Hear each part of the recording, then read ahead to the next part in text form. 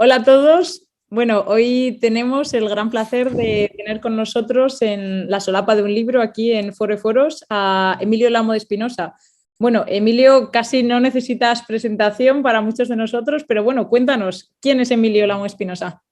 Pues básicamente un profesor catedrático de sociología, es lo que he hecho toda mi vida, con la evolución normal de un catedrático que al final acabas más que haciendo investigación, dirigiendo investigaciones y luego institutos de investigación. Y esta ha sido mi historia, he sido muchos años director del Instituto Ortega y Gasset y luego director y presidente del Real Instituto Elcano. Esta es mi trayectoria fundamental. Soy un profesor. Bueno, muy bien, o sea, una trayectoria impresionante. Durante todos estos años has viajado, estudiado, conocido, analizado múltiples realidades, culturas, personas. Hablando de personas, dinos, ¿con quién te gustaría tomar un café la semana que viene? No lo sé, quizás con Winston Churchill, si pudiera hacerlo, ¿no? Me parece un personaje fascinante en muchas dimensiones, ¿no? Por mencionar alguno. De mi campo disfrutaría muchísimo charlando con un gran sociólogo alemán al que admiro sobremanera, que es Max Weber. Muy Quizás bien. también, por mencionar otro, ya que me das tiempo, Raymond Aron, un sociólogo francés liberal extraordinariamente inteligente, ¿no? Bueno, fenomenal. Pues un poco en línea con esto, tú durante toda tu trayectoria has publicado, bueno, 23 libros, más de un centenar de monografías científicas. Después de tanta página escrita, cuéntanos, ¿qué libro te ha inspirado más a lo largo de tu vida? A ti como escritor, Claro, como escritor y lector. es difícil mencionar un libro, ¿no? Me impresionó mucho uno de Jared Diamond, Armas, Gérmenes y Acero, que es un libro, es una historia global de la humanidad que me metió en los temas de historia global y de globalización en una perspectiva histórica universal, es decir, en el tiempo y en el espacio, ¿no? Y eso está muy detrás del libro Entre Águilas y Dragones, el premio Espasa de ensayo, ¿no? Por mencionar uno, pero podría mencionar tantísimos. Antes hablaba de Max Weber, bueno, Economía y Sociedad es un libro extraordinariamente importante, desde luego para mí lo ha sido, ¿no? Y podría mencionar otros muchos, ¿no? Pero me quedo quizás con ese que no es muy conocido, el libro de Jared Diamond, que es un gran escritor, un gran antropólogo, ecólogo, sociólogo, es un hombre transversal, como se dice ahora. Fenomenal, pues hablando un poco de globalización, el futuro de España está fuera de España, ha sido un mantra sólido durante tu trayectoria al Cano. Cuéntanos, ¿qué otras lecciones has aprendido durante tu trayectoria como fundador, presidente, director del Cano? ¿Qué otras lecciones te llevas en la mochila del Cano? Pues quizás una y es la enorme importancia del poder sobre el poder político y de la política sobre la economía. Tanto el liberalismo económico como el marxismo han enfatizado sobre todo la economía, el homo economicus o la infraestructura económica, cada uno con un lenguaje y un esquema distinto, pero han enfatizado la relevancia de la economía como variable determinante en los procesos evolutivos y en los procesos sociales, ¿no? Yo creo que se olvida la política, ¿eh? Es la política, estúpido, por hacer una frase, ¿no? La política es fundamental. Al final acaba tomándole la delantera claramente a la economía, y a su vez la política aparece sobredeterminada por las ideologías.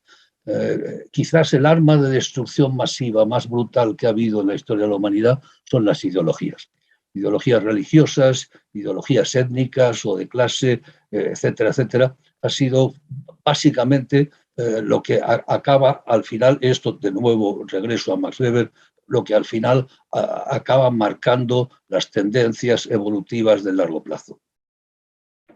Sí, sin Poder, duda. poder e ideología.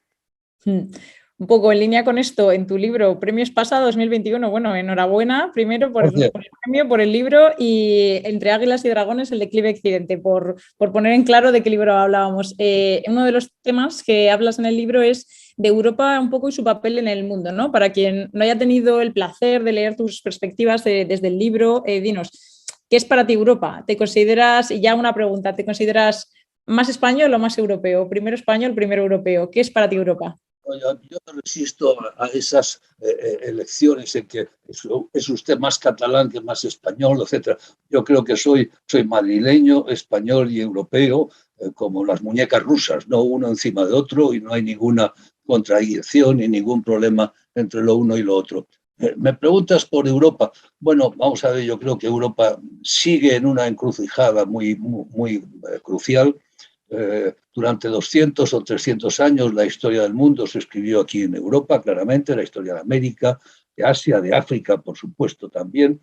Eso dejó de ser así después de la Segunda Guerra Mundial. Europa misma pasó a ser colonizada por dos potencias extraeuropeas. De eso los europeos no somos conscientes porque no se nos ha contado, pero es fundamental. Desde el año 1945 la historia de Europa la escriben o los Estados Unidos o entonces la Unión Soviética, y eso en buena medida sigue siendo así. Pepe Borrell ha dicho que Europa tiene que aprender a hablar el lenguaje del poder, fíjate, del poder, de nuevo el poder, ¿no? Bueno, pues no ha aprendido todavía a hablar el lenguaje del poder, está empezando a balbucearlo, está empezando a darse cuenta. Y la invasión de Ucrania ha sido sin duda un gran aldabonazo que está cambiando por completo la opinión pública europea, la española de un modo verdaderamente sorprendente y drástico, ¿no? De modo que sí, Europa es fundamental. Europa, de hecho, la emergencia del resto del mundo ha sido consecuencia de una europeización del mundo. Europa ha perdido poder como consecuencia de que ha europeizado el resto del mundo. Esto no es una paradoja, es una realidad. Sí, un poco en línea con esto. Durante muchos años, al final, Europa, bueno, ha carecido de una política internacional y de defensa común unificada, ¿no? En plan, que le permita, pues, un poco codearse con las otras potencias, como reflejabas un poco en el libro. Y así Y a sigue. raíz de la guerra de Ucrania, ¿cómo crees que esto va a cambiar? ¿Cómo visualizas esta perspectiva de aquí a unos años, principalmente por la guerra de Ucrania? Bueno, yo creo que en el corto plazo lo que ha puesto de manifiesto es que el paraguas de seguridad que ofrece los Estados Unidos es insustituible. No tenemos una alternativa. Y por lo tanto, cualquier tentación de autonomía estratégica europea al margen de la OTAN y por lo tanto de los Estados Unidos es una utopía, no es realista, ¿no? Pero en el medio plazo sí es fundamental y eso es lo que está cambiando. Lo que está poniendo de manifiesto es que Europa necesita una política exterior mucho más unificada. No va a ser nada fácil, y desde luego necesita una seguridad y defensa propia, la verdadera autonomía estratégica. Pero conseguir autonomía estratégica para Europa pues nos llevaría, si nos lo tomáramos muy en serio, y no lo acabamos de hacer del todo, si nos lo tomáramos muy en serio, nos llevaría no menos de un par de décadas. Y mientras tanto seguiríamos dependiendo del gran hermano de los Estados Unidos. Y un poco mirando hacia el futuro ahora, de cara a las nuevas generaciones, nuestro futuro, un poco orientado con esta pregunta anterior, ¿cuál consideras que es la tarea pendiente que no estamos acometiendo las nuevas generaciones pues eso, a este nivel socioeconómico, político? ¿Qué harías tú si estuvieras de vuelta en tu juventud, ¿no? Si ahora mismo tú volvieras a tu juventud, ¿qué tipo de tareas crees que no estamos acometiendo y que deberíamos de tomar un papel más activo? Si yo diera un consejo, diría que hagáis lo que hicimos nuestra generación. Y nuestra generación yo creo que hizo dos cosas muy importantes, ¿no? La primera de ellas fue mirar hacia afuera, dejar de estar ensimismados, preguntándonos cuántos somos, qué somos, si somos esto o lo otro. No, miremos fuera, miremos al mundo y veámonos desde fuera, ¿no? Y por lo tanto proyectémonos sobre el mundo, ¿no? Este sería el primer consejo. Y el segundo consejo es dejemos de mirar al pasado para mirar al futuro. No nos preocupemos tanto de resolver las querellas de nuestros padres o de nuestros abuelos, sino de resolver los problemas de nuestros hijos y de nuestros nietos. Esa es la clave. Por lo tanto, yo diría mirar hacia afuera y mirar hacia el futuro, mirar hacia adelante. Ese posicionamiento creo que fue lo que permitió la transición y creo que sigue siendo un posicionamiento imprescindible. Oye, muy, muy inspirador. Tú ahora mismo te veo con ganas, con conocimiento, con ilusión. ¿Te planteas tomar un papel activo en política a corto plazo? No, ya no, ya esa experiencia ya la tuve, la aconsejo, creo que es muy valiosa. Me enseñó, entre otras cosas, la importancia del poder político y sus límites, pero no tengo la más mínima intención de volver a la política activa, entre otras cosas porque no tengo energía para ello. Y la política es agotadora.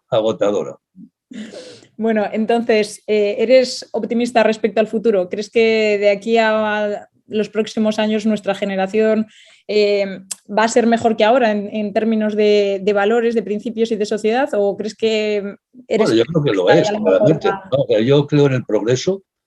Cuando examinas los ciclos largos, y esto es algo que a mí me interesa mucho, antes hablaba de perspectiva histórica universal, etcétera, cuando examinas los ciclos largos lo que descubres es que ha habido progreso y la evolución de la humanidad ha sido positiva, también en las últimas décadas, de un modo muy marcado en las últimas décadas, ¿no?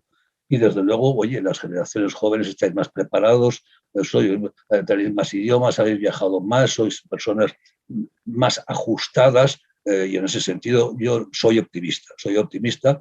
Pero lo que pasa es que el progreso se realiza en dientes de sierra y a veces hay momentos de deterioro y algunos de deterioro muy importante, pues como fueron las dos terribles guerras mundiales en Europa, ¿no?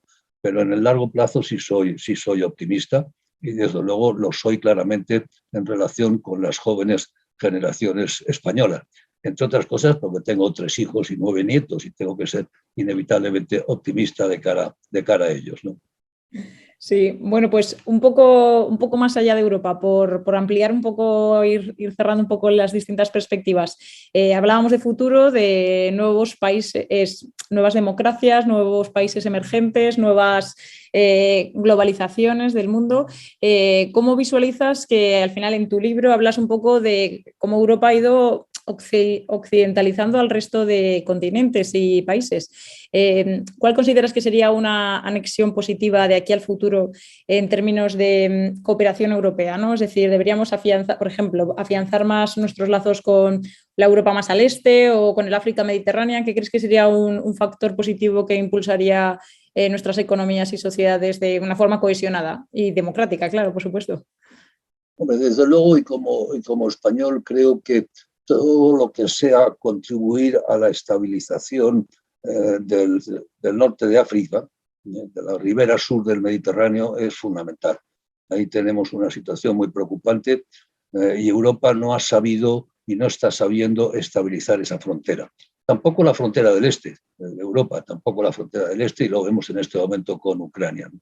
Yo creo que Europa tiene en este momento un papel muy importante de mediación, entre comillas y con mucho cuidado, en las relaciones entre Estados Unidos y China. El futuro del siglo XXI está marcado por esa tensión, la trampa de Tucídides, que se dice llamar, la tensión entre una potencia emergente como China y una potencia declinante. Ese es el vector geopolítico que articula en este momento la práctica totalidad de las relaciones internacionales, ¿no? Y la tensión entre ellos tiene el riesgo de transformarse en una profecía autocumplida. Es decir, que al final, si tú defines al otro como enemigo, este se comporta como enemigo y tú no tienes más remedio que comportarte como enemigo y entras en un bucle, en un círculo vicioso. Yo veo en la política de los Estados Unidos un discurso bastante duro y yo creo que Europa tiene allí una oportunidad importante para resolver o por lo menos trabar esas tensiones de un modo positivo y yo creo que hay espacio porque Estados Unidos y China, además de las tensiones geopolíticas donde son rivales sin duda, pues son partners y son cooperadores y son socios en muchos otros campos, en el financiero, en el comercial, en el tecnológico, etcétera, ¿no? De modo que hay espacio para un entendimiento, una suerte de paz liberal, si quieres, una suerte de paz caliente, ¿no? Entre esos dos grandes gigantes. Y eso es fundamental y Europa tiene ahí un papel muy positivo que jugar.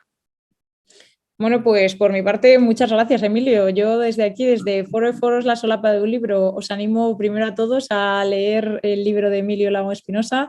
es un referente, vamos, eres un referente en muchos ámbitos y este libro, bueno, solo lo remarca mucho más. Y bueno, el futuro muy esperanzador, muy ilusionante, como tú lo pintas. Y nada, por mi parte, solamente animaros a leer el libro y disfrutar con la lectura porque es apasionante y vais a aprender un montón.